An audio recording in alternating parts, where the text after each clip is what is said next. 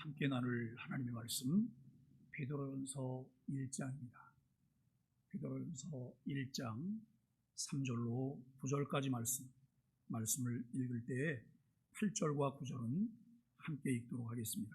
베드로전서 1장 3절로 9절까지 말씀, 8절과 9절 말씀은 함께 읽습니다. 우리 주 예수 그리스도의 아버지 하나님을 찬송하리로다. 그의 많으신 긍휼대로 예수 그리스도를 죽은 자 가운데서 부활하게 하심으로 말미암아 우리를 거듭나게 하사 산 소망이 있게 하시며 썩지 않고 더럽지 않고 쇠하지 아니하는 유업을 잊게 하시나니 곧 너희를 위하여 하늘에 간직하신 것이라. 너희는 말세에 나타나기로 예비하신 구원을 얻기 위하여 믿음으로 말미암아 하나님의 능력으로 보호하심을 받았느니라. 그러므로 너희가 이제 여러 가지 시험으로 말미암아 잠깐 근심하게 되지 않을 수 없으나 오히려 크게 기뻐하는도다. 너희의 믿음의 확실함은 불로 연단하여도 없어질 것보다 더 귀하여 예수 그리스도께서 나타나실 때 칭찬과 영광과 존귀를 얻게 할 것이니라. 예수를 너희가 보지 못하였으나 사랑하는도다. 이제도 보지 못하나 믿고 말할 수 없는 영광스러운 즐거움으로 기뻐하니 믿음의 결국 곧 영혼의 구원을 받음이라. 아멘. 오늘 부활 산소망과 큰 기쁨의 근원이라고 하는 제목으로 함께 말씀을 나누려고 합니다. 부활주일입니다. 기독교 최대 명절이라고 할 수 있는 부활주일입니다. 그럼 부활주일을 맞이한 여러분 마음은 지금 어떠실까요? 그 부활이 우리에게 주는 것은 무엇일까 생각을 해봅니다. 그리고 내가 짊어지고 있었던 무거운 죄의 짐을 그리스도와 함께 십자가에 못 박았다면 예수님의 부활은 우리에게 새로운 소망과 삶의 활력을 제공할 것입니다. 우리의 허물과 죄 때문에 하늘 영광 보좌를 버리시고 성육신하셨던 주님, 때가 참에 우리를 구원하시려고 우리를 대신하여 십자가에 달려 죽으신 주님, 그 주님께서 사흘 만에 다시 살아나신 부활이 믿어질 때에 감격과 기쁨이 우리에게 넘쳐납니다. 그럼 부활하면 뭐가 생각나세요? 제가 어제 아주 오랜만에 그 유소년 축구에서 축구를 가르쳤던 아이가 성인이 돼갖고 교회를 찾아왔어요. 이야기하다가 이렇게 물었어요. 부활절 그럼 뭐가 생각나냐? 달걀이요. 달걀. 이 계란 받았던 것이 생각이 나는 거예요. 꽤 많은 사람들이 물었더니 그렇게 물어요. 그렇게 대답을 해요. 그러면서 뭐라고 말하냐면 이번에는 삶은 달걀을 줄 거예요? 구운 달걀을 줄 거예요? 저는 구운 달걀을 더 좋아하는데요. 이렇게 생각을 해요. 그러면서 2개 줄 거예요? 3개 줄 거예요? 그리고 어떤 사람은 부활주일은 교회 가기가 싫다는 거예요. 왜 그러냐 그랬더니 달걀 다른 사람 나눠주러 다니는 게 귀찮아서. 여러분, 이번에 우리 소망의 교회는 달걀이 없어요. 우리는 이번에 달걀을 안 하기로 했어요. 우리 김구시 장모님 가정에서 대신 떡을 좀 준비해 주셨어요. 우리가 여러분 부활주일 그러면 부활주일이 뭐냐? 뭐가 생각날까? 부활을 교회에서는 기뻐하라고 말하는데 옆구리를 자꾸 찌르면서 기뻐하라고 말하는데 아무리 생각해봐도 뭐 기뻐할 만한 일도 없는 것 같고 기쁨도 없는 것 같은데 왜 기뻐하라고 하는지 이유를 모르겠다고 말하는 사람도 있을 수 있습니다. 여러분, 이 부활의 의미는 달걀이 아니에요. 달걀을 통해서 부활이라고 하는 것을 생각하라는 거예요. 오늘 본문 3절 중간에 보면 예수 그리스도를 죽은 자 가운데서 부활하게 하심으로 말미암아라고 하는 말이 있습니다. 이 말이 들어있는 오늘 본문 속에서 예수 그리스도의 부활을 통해 하나님께서 우리에게 이루신 일이 무엇인지를 살펴보고 이 놀라운 은혜를 입은 이들이 지킬 믿음의 도리가 무엇인가 하는 것을 깨달음으로써 부활 신앙의 의미가 우리 가운데서 분명해지게 되기를 간절히 바랍니다.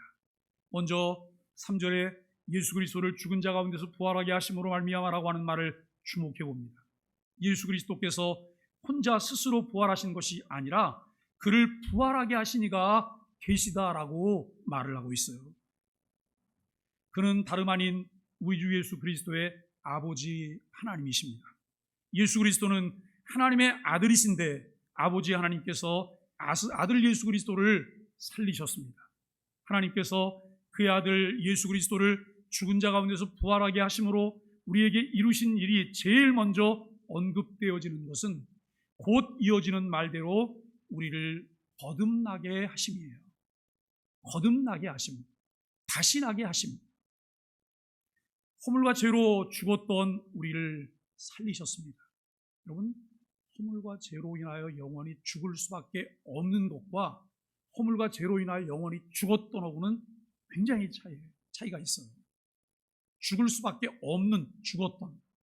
근데 꽤 많은 분들이 죽을 수밖에 없는으로 생각해요. 아직 살아있는 것으로 생각을 해요.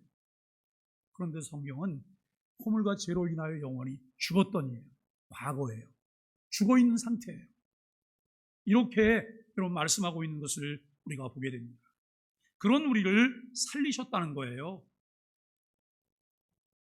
육적으로는 살아있으나 영적으로는 죽었기 때문에 하나님과의 관계가 단절되어 있던 우리를 살리셨습니다. 사도 바울은 에베소서 2장 4절과 5절에서 긍휼이 풍성하신 하나님이 우리를 사랑하신 그 큰 사랑을 인하여 허물로 죽은 우리를 그리스도와 함께 살리셨다라고 말씀하고 있습니다.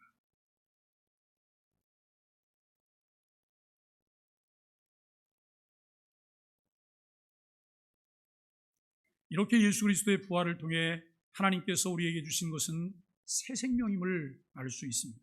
한편 예수 그리스도를 죽은 자 가운데서 부활하게 하심으로 말미암아라고 하는 말 앞에 나오는 말이 있는데 그 많으신 긍휼대로라고 하는 거예요. 그 많으신 긍휼대로라고 하는 말씀인데요. 하나님께서 예수 그리스도를 죽은 자 가운데서 부활하게 하심으로 우리를 거듭나게 하신 것은 그가 우리에게 크나큰 긍휼을 베푸셨음을 의미하고 있어요. 여기 여러분 긍휼이라고 하는 이 말의 의미가 무엇일까요? 불쌍히 여김이에요. 하나님이 우리를 불쌍히 여깁니다. 왜 불쌍히 여기지요? 죽어 있기 때문에. 죽은 자이기 때문에 우리를 불쌍히 여기셔서 우리에게 하나님께서 은혜를 베푸셨다라고 하는 말씀입니다. 아버지 하나님의 긍휼하심이 없었더라면 우리를 위하여 아들을 이 세상에 보내시고 십자가에서 죽게 하시고 다시 살리시는 역사는 일어나지 않았을 것입니다. 그 긍휼은 다른 말로 표현한다면 하나님의 사랑입니다. 사람들이 긍휼을 불쌍히 여김이야 그러면 우리가 무슨 거지야? 이 생각을 해요. 그런데 여러분 이 긍휼이라고 하는 불쌍히 여김 속에는 그냥 저 사람이 한없이 초라하기 때문에 그 사람을 여러분 이 불쌍히 여기는 그런 것도 있지만 사랑하기 때문에 사랑의 의미가 포함되어 있다고 하는 것을 생각합니다. 예수 그리스도의 부활은 우리를 향하신 하나님의 사랑의 실현이며 완성입니다. 여러분 누가 우리를 사랑하는데 자기 생명을 주기까지 사랑할 수 있는 사람이 얼마나 있겠어요? 여러분들은 어떤 사람을 사귀려고 해요? 어떤 사람을? 그 사람이 여러분 그냥 어릴 때부터 친구로 사귀는 사람일 수도 있어요. 혹은 이제 나이가 들어서 배우자를 염두에 두고 사귀려고 하는 경우도 있어요. 또 내가 사업을 하면서 사업 파트너로 사람을 사귀려고 해요.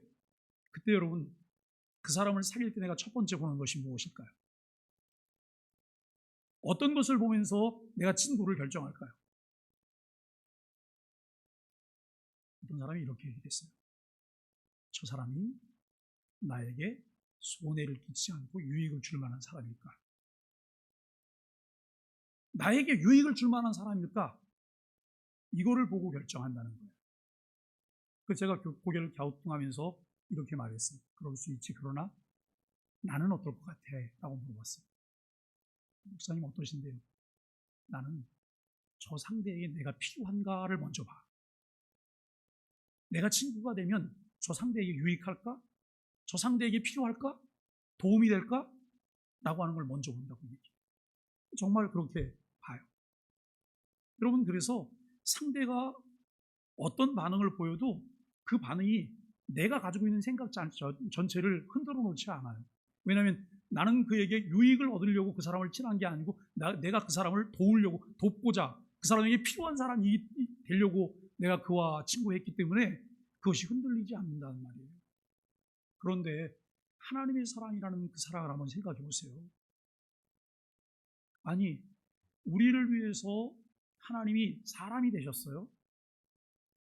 그리고 우리를 위해서 그 하나님께서 우리의 모든 죄를 다 짊어지셨어요. 그리고 그 하나님께서 우리를 위해서 십자가에 못 박혀 죽으셨어요. 3일 만에 그리고 다시 살아나셨어요. 이렇게 말하니까 이 과정들이 그냥 쉽게 넘어가는 것 같잖아요. 지난 주간 고난 주간을 통해서 여러분 고난 주간 특세를 잘 오신 분들은 이게 훨씬 더 가슴 깊이 와 닿을 거예요. 왜요? 그 과정들을 함께 나눴으니까요. 우리는 내가 십자가에 못 박힌 자가 되지 않았다면 부활의 감격은 내 것이 아니에요. 남의 것이에요. 내가 그리스도와 함께 십자가에 못 박힌 자라면 그리스도와 함께 내가 다시 살리심을 받았기 때문에 부활의 감격이 내 거예요. 고난을 겪지 않은 자는 부활의 기쁨이 없어요. 부활의 감격이 없어요. 하나님께서 그의 아들 예수 그리스도를 죽은 자 가운데서 부활하게 하심으로써 우리에게 새 생명을 주신 목적이기도 하고 그 결과이기도 한 것이 무엇일까라고 하는 거예요. 그것은 우리에게 산 소망이 있게 하셨다라고 하는 것이죠. 이 산 소망이라 함은 생명력이 있는 소망이에요. 즉 헛되지 않은 소망이고 참된 소망이에요. 어리석지 않은 여러분 망상 같은 소망이 아니라라고 하는 것이죠. 우리는 모두 세상에서 소망이 없던 자들이고 소망을 품었다 해도 잘못된 소망과 헛된 소망을 품었을 것임이 틀림없는 사람들이에요. 그런데 예수 그리스도의 부활은 우리에게 산소망의 부활이 된 것입니다. 그 산소망이란 4절에서 보듯이 하나님 나라를 유업으로 받는 것과 5절에서 말하듯 마지막 날에 구원을 얻는 것을 말하고 있어요. 4, 5절에서는 하나님 나라와 구원의 소망이 우리에게 헛되지 않고 참된 소망인 이유를 설명하고 있습니다.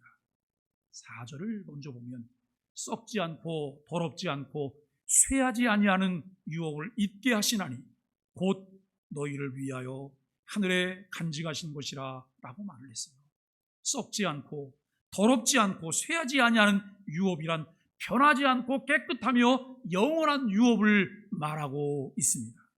이 세상에서 물려받고 쌓아두고 누리는 것들은 도둑이나 강도에게 빼앗기거나 좀과 동록에 의해서 손상될 위험이 있지만 예수 그리스도의 부활로 얻는 부활은 하나님께서 우리를 위하여 하늘에 간직하신 것이기 때문에 변하지 않고 깨끗하며 영원한 유업이라고 하는 것입니다.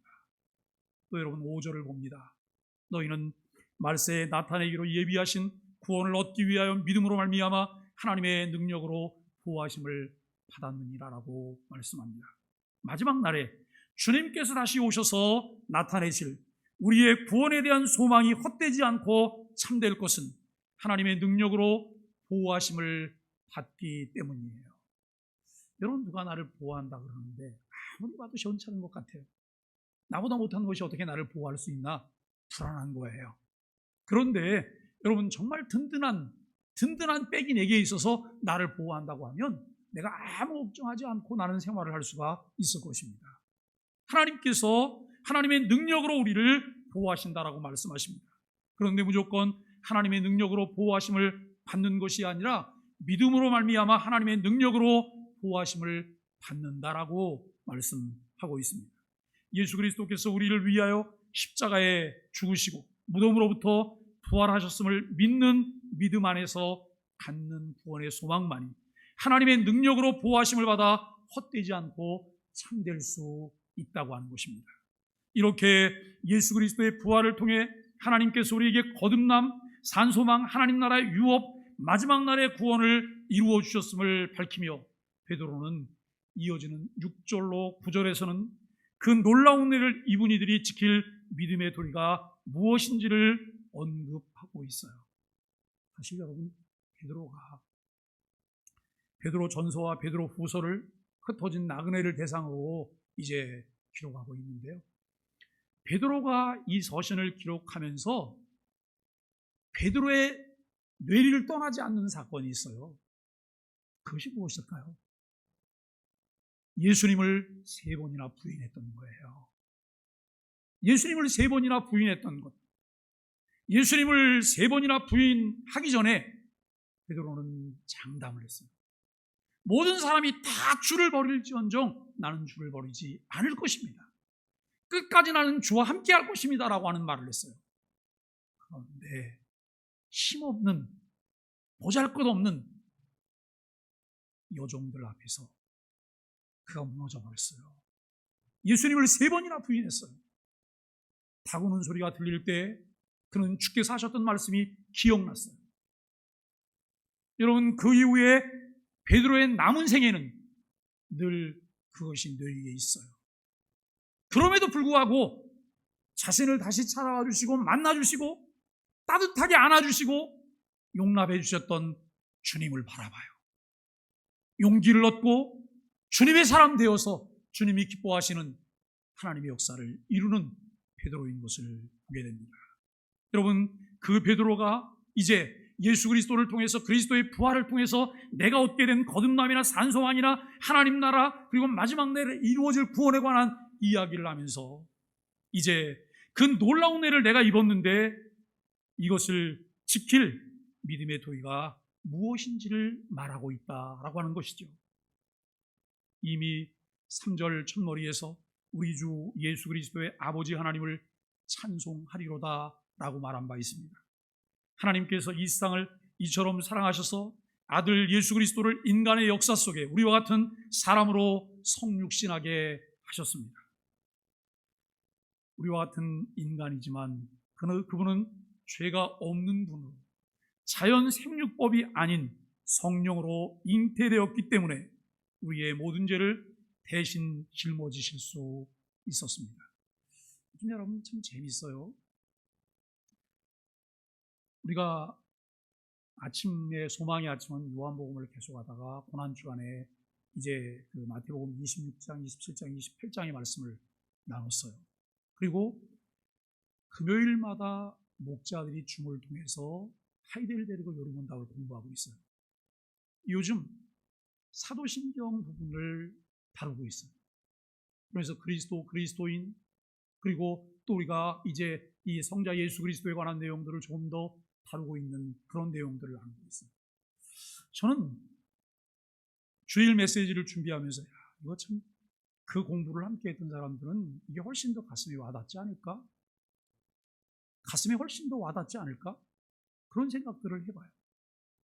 사랑하는 여러분, 우리 소망의 교회가 지금 굉장히 신경을 써서 하나님 말씀을 체계적으로 가르치고 말씀을 선포하는 일을 진행하고 있어요.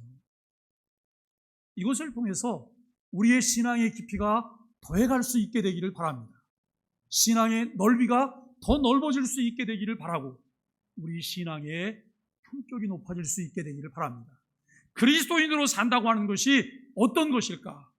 세상에서 많은 사람들이 마처럼 껌처럼 씹는 것처럼 교인들을 막 욕하고 교회를 욕하는데 그런 사람들이 아닌 품이 있는 그리스도인, 이 세상의 모든 사람들이 정말 꼭 필요한 사람들이야, 꼭 필요한 교회라고 말할 수 있는 그리스도인으로 사는 저와 여러분들이 되기를 간절히 바랍니다.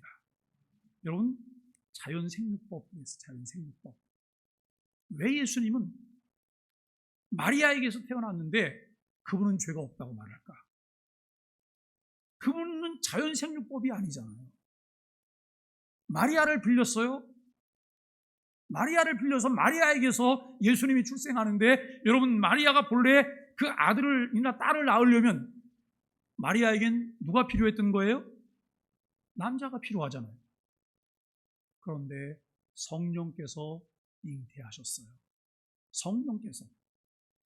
우리는 이런 말씀을 드릴 때는 꼭 창세기 1장 1절로 가셔야 돼요. 태초에 하나님이 천지를 창조하시니라.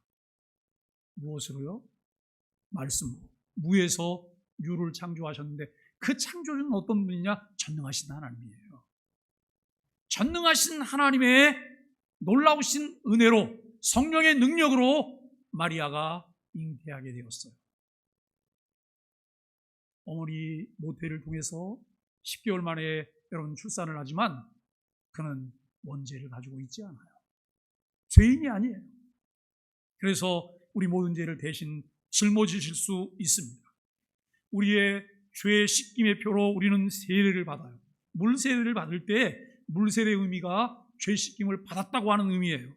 그런데 여러분, 예수님은 죄가 없는데 예수님도 뭘 받으셨어요? 세례를 받으셨어요. 누구에게요? 세례 요한에게. 예수님은 왜 세례 요한에게 세례를 받으셨어요? 물세례는 죄 씻음의 표인데요. 예수님이 요한에게 세례를 받으신 것은 우리의 모든 죄를 다 짊어지시기 위해 세례를 받으신 거예요. 우리의 물세례는 내가 예수 그리스도를 주로 믿고 고백함으로 죄 씻음을 받았다고 하는 표예요. 예수님께서 물세례를 받으실 때 그분은 모든 죄를 다 짊어지셨다고 하는 의미로 세례를 받으신 거예요. 물세례를 받고 물에서 올라오실 때 비둘기 같은 성령이 그 가운데 임하세요. 하나님께서 성령을 한량없이 그에게 부으셔서 그가 인성으로 공생애를 시작할 때 모든 것을 이길 수 있는 은혜를 베풀어 주셨습니다. 우리를 구원하시기 위한 치밀한 사랑의 계획과 십자가의 고난과 죽음을 당하셨고 그를 죽은 자 가운데서 하나님의 능력으로 부활하게 하셨습니다. 이 죽으심과 부활을 통해서 우리의 구원과 하늘나라에서의 유업의 소망을 확증하여 주신 은혜를 우리는 세세무궁토록 찬송하지 않을 수가 없다는 거예요. 교회 가면 왜 이렇게 자꾸 찬송을 하는지 모르겠어. 그냥 노래를 좋아하는 사람이야. 그냥 노래니까 여러분 좋아서 부를 수 있을지 모르겠지만 나는 음악도 별로 안 좋아하고 음치고 근데 왜 이렇게 찬송을 하는지 모르겠다고. 우리가 여러분 찬송하는 이유가 무엇입니까? 하나님이 주신 은혜 때문에. 마치 찬송은 무엇과 같으냐면 우리가 여러분 꽃 구경을 나갔어요. 뭐 요즘 윤중로 갈 필요 없잖아요. 그저께 어떤 요양보호사가 어르신을 이 길에 모시고 나와갖고 꽃 구경 시켜드리면서 이렇게 말하더라고요. 어르신 꽃 좀 보세요. 꽃이 얼마나 이뻐요. 지내갈 필요 없어요. 지내갈 필요 없다고. 정말 여러분 지내갈 필요 없어요. 이따가 끝나시면 이렇게 한번 나가서 걸어보세요. 거리두기 하면서. 너무 이쁘지 않습니까? 그런데 꽃 중에서도 유난히 이쁜 꽃을 우리가 발견했을 때 내가 어떻게 반응해? 이야, 이게 찬송인 거예요. 하나님이 행하신 놀라운 일, 위대한 일, 그분이 행하신 그 은혜를 깨닫고 내가 여러분 하나님 앞에 탄성을 지르는 거예요. 찬송을 지르는 거예요. 그런데 아무런 감동도 없고 감격도 없는데 찬송을 한다고요? 무슨 수로요? 무슨 수로 찬송을 해요? 너무 무미건조한 그런 찬송이 되겠죠. 저와 여러분들이 하나님의 은혜를 깨닫고 찬양하지 않고는 견딜 수 없는 하나님의 사람들이 되기를 주님의 이름으로 간절히 축복합니다. 그와 같은 분명한 사실들에 대한 바른 이해와 믿음이 없다면 부활 찬송을 한들 우리에게 무슨 은혜와 기쁨이 있을까요? 하나님을 향한 우리의 찬송은 예수 그리스도에 대한 우리의 믿음과 소망과 사랑 안에서 드려져야 참된 찬송일 수 있습니다. 하나님을 영화롭게 하는 찬송일 수 있습니다. 이렇게 영원히 하나님께 찬송을 올려드려야 될 백성의 믿음과 소망과 사랑을 여러분 6절로 9절에서 말하고 있어요. 내가 그냥 노래에서 없어지는 게 아니에요. 찬송을 받으시는 대상이 하나님이세요. 전능하신 하나님께서 나의 찬송을 들으면서 감동하세요. 나의 찬송을 들으면서 기뻐하세요. 나의 찬송을 부르면서 우리를 축복하세요. 그런 내가 저와 여러분에게 있기를 축복합니다. 먼저 6절 말씀을 봅니다. 그러므로 너희가 이제 여러 가지 시험으로 말미암아 잠깐 근심하게 되지 않을 수 없으나 오히려 크게 기뻐하는도다. 하나님께서는 우리가 새 사람으로 거듭나게 되고 산소망을 갖게 되었는데 그것은 믿음으로 얻을 유업과 구원은 하나님께서 하늘에 간직하신 것이고 하나님의 능력으로 보호하심을 받는 것임을 우리에게 보여주고 계십니다. 이러한 믿음과 소망을 가졌기 때문에 우리는 기뻐할 수 있는 사람들입니다. 비록 이 세상에 살면서 여러 가지 시험 때문에 잠깐 근심하게 되지 않을 수 없다 하더라도 오히려 크게 기뻐할 수 있습니다. 우리의 근심이 잠깐의 근심이 되고 그 근심이 오히려 큰 기쁨으로 바뀌게 되는 근거와 힘이 무엇일까요? 우리 주님 예수 그리스도의 부활입니다. 여러분도 그렇게 믿습니까? 우리 주님 예수 그리스도의 부활이 우리의 근심을 기쁨으로 바꿔요. 절망을 희망으로 바꿔요. 우리에게 용기를 주십니다. 어떤 어려운 상황 가운데에서도 우리들이 늘 담력을 잃지 않을 이유가 있다면 하나님이 계시기 때문이에요. 하나님의 보증이 있기 때문에 우리는 이미 보증되어져 있는 그 길을 우리는 걸어가는 사람들이에요. 지금 내가 힘들더라도 이것은 과정일 뿐이야. 이것은 과정일 뿐이야. 결국 하나님께서 나에게 승리의 노래를 하게 하실 거야. 그런데 승리의 노래를 하게 하실 거야 라고 말하는 사람도 있지만 승리의 노래를 하고 있는 사람도 있어요. 왜요?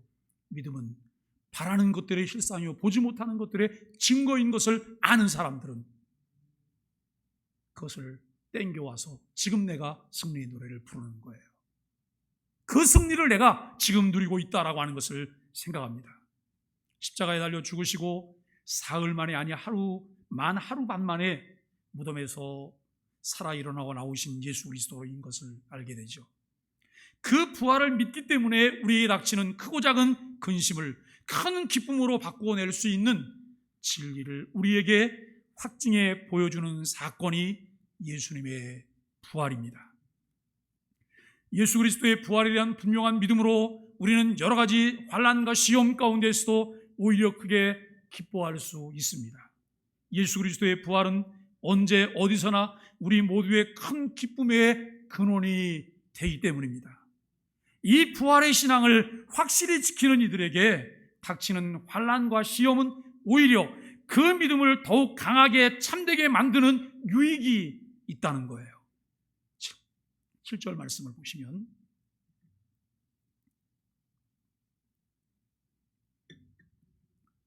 너희 믿음의 확실함은 불로 연단하여도 없어질 금보다 더 귀하여 예수 그리스도께서 나타나실 때 칭찬과 영광과 존귀를 얻게 할 것이니라라고 말씀하십니다. 베드로는 여기서 먼저 환난과 시험에도 불구하고 흔들리지 않는 믿음은 불로 연단하여도 없어질 금보다 더 귀하다라고 했습니다. 금은 고열의 도가니 속을 드나들면서 여러분 불순물이 다 없어지거나 제거되는 것이죠. 그래서 귀한 순금이 돼요. 순도 몇 도야? 24K야? 18K야? 순금이야. 이것은 용광로에 얼만큼 있었느냐에 따라서 그것이 결정되는 것입니다. 그런데 환난과 시험을 이긴 믿음은 그렇게 불로 연단된 순금보다도 더 귀합니다. 그리고 하나님의 심판에 부른 그 순금조차도 견디지 못하고 녹아 없어질 만큼 맹렬한 불인 것이죠.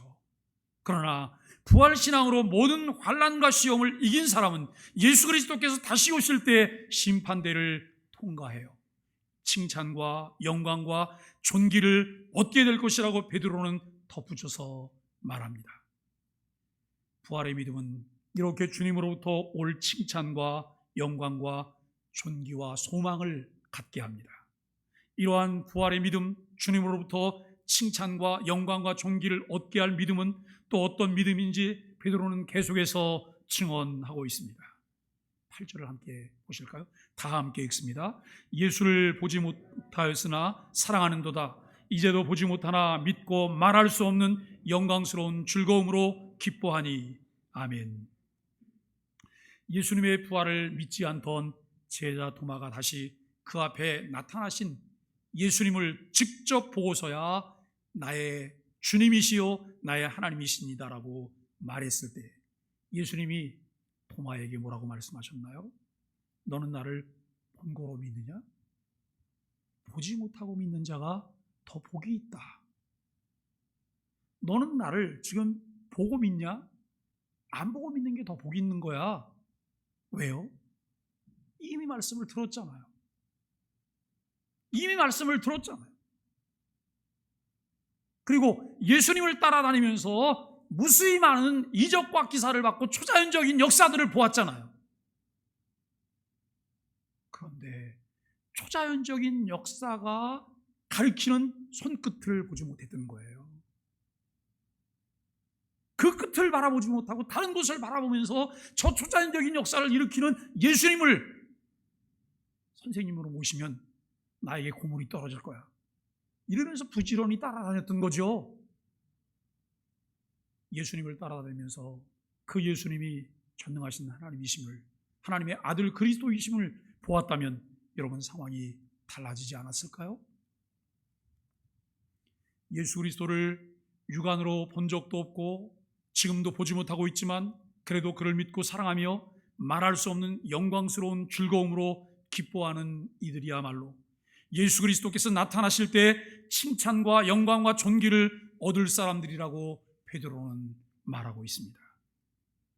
부활신앙은 예수 그리스도에 대한 이런 절대적 사랑과 그로 인한 이루다 헤아릴 수 없는 기쁨을 일으키는 힘입니다.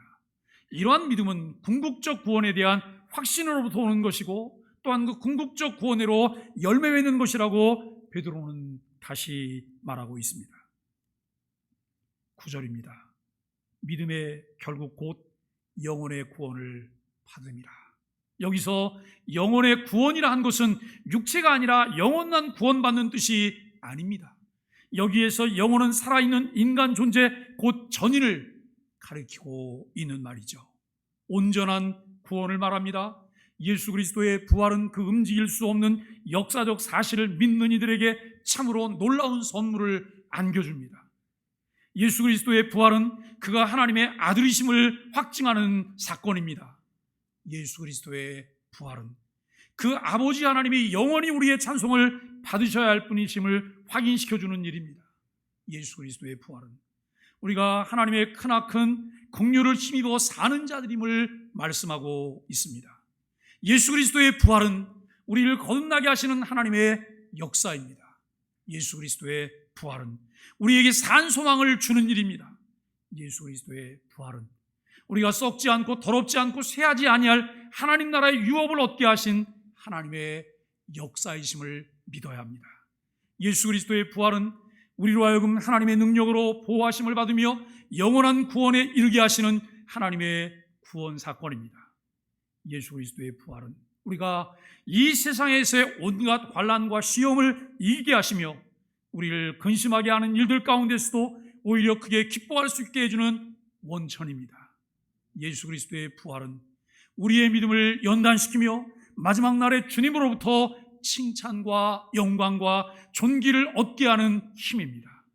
예수 그리스도의 부활은 우리가 주님을 우리의 육안으로 보지 못하면서도 그를 믿고 사랑하며 기뻐할 수 있는 근거라고 하는 사실입니다. 예수 그리스도의 부활은 우리의 온전하고 영원한 구원의 확증입니다. 오늘 부활주의를 맞아 우리는 예수 그리스도의 부활을 통해 하나님께서 우리에게 베푸신 놀라운 은혜를 확인하고 누리게 됩니다. 우리의 삶이 그냥 삶이 아닌 부활신앙을 가진 자의 삶이어야 하는 이유를 분명하게 확인하여야 합니다. 베드로는 예수 그리스도를 믿는 이들이 이 세상에서 고난을 당하지 않을 수 없다고 말합니다. 그러나 예수 그리스도의 고난, 십자가의 죽으심, 부활에 대한 분명한 믿음을 갖게 하심으로 우리가 삶의 현장에서 직면하게 되는 고난을 이기게 하시는 하나님의 구원의 역사가 있음을 베드로는 확신하며 말하고 있습니다. 환난과 시험에도 불구하고 오히려 크게 기뻐하며 하나님을 찬송하는 것이 예수 그리스도의 부활로 인해 은혜를 입은 자들이 지켜야 될 믿음의 본분임을 분명히 밝히고 있습니다. 베드로가 이런 이야기를 할 때 그는 아마도 그의 마음에 예수님께서 고난받으실 때 예수님을 3번이나 부인하며 실패했던 그 기억들을 생생하게 기억하고 있을 것입니다. 저는 여러분 고난주간을 보내면서 한 주간 내내 제 머릿속을 두들기고 있는 말씀이 있어요. 그 말씀이 무슨 말씀인지 아세요? 너희가 한시 동안도 나와 함께 깨어 있을 수 없더냐? 너희가 한시 동안도 나와 함께 깨어 있을 수 없더냐? 주님이 이렇게 말씀하셨어요. 시험에 들지 않게 깨어 있어 기도하라. 이것은 곧 무엇을 말하는 거예요? 너 한시 동안도 깨어 있지 않았기 때문에 곧 너에게 유혹이 올 거고 시험이 올 건데 너는 넘어지고 말 거야 라고 하는 말이에요. 사랑하는 여러분, 소망의 가족이신가요? 소망의 가족이신가요? 우리가 소망의 가족이면 우리가 소망의 가족이 함께하는 시간에 함께 깨어 있어야 되잖아요. 저는 오늘 새벽에도 그런 생각을 해봤어요. 제 어머니가 신앙생활을 참 열심히 하시는 어머니세요. 기도하시는 어머니세요. 신앙에 대해서는 한치 양보도 없으신 어머니세요. 그렇기 때문에 교회가 예배해야 되는 그 현장에는 늘 저희도 함께 가 있었어요. 부활절이 되면 여러분 그 새벽에 졸린 눈을 비벼가면서 일어납니다. 그리고 또 조금 성장하고 난 다음에는 부활절에는 하얀 옷들을 입고 가야 된다 그래서 여러분 하얀 샤츠를 또 입고 그리고 또 교회에 가기도 합니다. 얼마나 부활절 새벽을 기다렸는지 몰라요. 근데 우리 교회는 부활절 새벽을 기다리는 분들이 별로 없으세요. 그냥 집에 계셔서 혹시 집에서 이걸 보시나 해갖고 몇 분이나 들어오셨나 이렇게 봤는데 숫자가 좀 미미하세요? 다 곤히 주무셨어요? 그렇다면 예수 그리스도의 부활을 기다리는 마음은 우리에게 없는 거잖아요. 예수 그리스도의 부활을 기다리는 마음이 없다면 그리스도의 다시 오심 재림을 기다리는 마음은 있을까요? 아니 목사님 내가 안 깬다고 해서 안 기다리겠어요? 난 정말 여러분 그런 소리 마세요. 그런 소리 마세요. 지금 놓치면 다음이 어디 있어요? 지금 이 시간을 놓치면 다음이 어디 있어요? 제가 내일 아침 묵상을 오늘 새벽에 다 찍었어요. 내일 아침 묵상이 생명의 부활과 심판의 부활에 관한 내용이에요. 그런데 그 내용 중에 기가 막힌 내용이 나오더라고요. 예수님께서 재림하실 때 죽은 자들을 향해서 외치세요. 일어나 나오라고. 그랬더니 무덤이 다 깨지고 죽었던 자들이 다 일어나서 나오는 거예요. 예수님 말씀을 잘 듣고 순종해서 이런 믿고 죽었던 자들도 다 일어나서 나와요. 그런데 예수님 말씀을 듣지도 않고 거역했던 자들도 예수님이 일어나서 나오라니까 다 나오는 거예요. 그런데 예수님을 믿고 부활한 자들의 부활을 생명의 부활이라 그래요. 영생에 들어가는 거예요. 그런데 예수 그리스도를 믿지 않았던 자들의 부활은 심판의 부활이라 그래요. 왜 이들은 살아있을 때 하나님 말씀을 들을 수 있을 때 그때는 듣지 않다가 이제 예수님이 나오라 그러니까 나올까요? 거절할 수 없는 거예요. 왜요? 백보자 앞에 심판을 받아야 되기 때문에. 그러나 그때는 이미 때가 아니잖아요. 사랑하는 여러분, 우리가 깨어 있어야 할 때 함께 깨어 있기를 바라고 교회와 함께 호흡할 수 있을 때 교회와 함께 호흡할 수 있기를 바랍니다. 내가 교회 좋은 일꾼이라고요? 내가 좋은 교회 구성원이라고요? 무엇을 통해 보이시겠어요? 현장에 계셔야 돼요. 마음을 같이 하셔야 돼요. 마음을 같이 할 수 없다면, 현장이 없다면 그건 좋은 일꾼이 아니세요. 좋은 구성원이 아니세요. 여러분, 목회자가 이런 이야기들을 안 하게 하셔야 돼요. 늘 좋은 이야기만 할 수 있는 것은 우리에게 달려있는 거예요.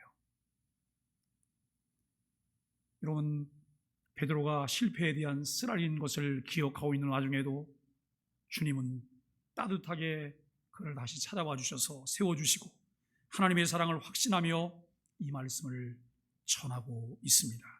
사랑하는 소망의 가족 여러분, 우리가 살고 있는 이 시대에 바른 신앙을 지키며 산다는 것이 쉽지 않습니다. 우리에게 순교를 강요하거나 강압에 의해 신앙을 포기하는 세상이 아닙니다. 그럼에도 불구하고 우리는 바른 신앙을 지키는 것이 너무 어려워요. 현 시대의 싸움은 자신과의 싸움이며 잘못된 사상과의 싸움이에요. 우리 소망의 교회는 더욱더 그렇습니다. 신앙생활에 대한 방향은 분명히 제시하고 있으나 여러분, 강요하지 않아요. 강압적이지 않아요. 자율적이에요. 교회 중심의 공동체성을 분명하게 제시하고 있어요. 우리의 신앙 성숙도에 따라서 언제든 우리가 스스로 선택해야 합니다. 옳고 그름에 대한 분별력과 선한 판단을 할 수 있는 지혜가 있기를 간절히 바랍니다. 목장에서, 기관에서 리더들의 역할은 그들이 바른 선택을 할 수 있도록 돕는 역할입니다. 지금 당장 쉽고 편한 자기 소견대로 결정하고 훗날 후회하게 된다면 아무 소용이 없지 않을까요? 참된 가치를 따를 수 있는 부활신앙의 자세가 무엇인지를 잘 분별하고 판단해서 교회 공동체와 함께 참여할 수 있기를 바랍니다. 순간의 선택이 영혼을 좌우할 수 있고 교회 공동체의 건강을 해칠 수도 있습니다. 건강하고 좋은 교회로 세울 수도 있습니다. 산소망과 기쁨의 근거가 무엇인지를 우리가 확인하였는데 이제 부활신앙을 가진 자로 복음에 합당하게 생활하며 그 열매들을 함께 나눌 수 있기를 예수 그리스도 이름으로 간절히 축복합니다.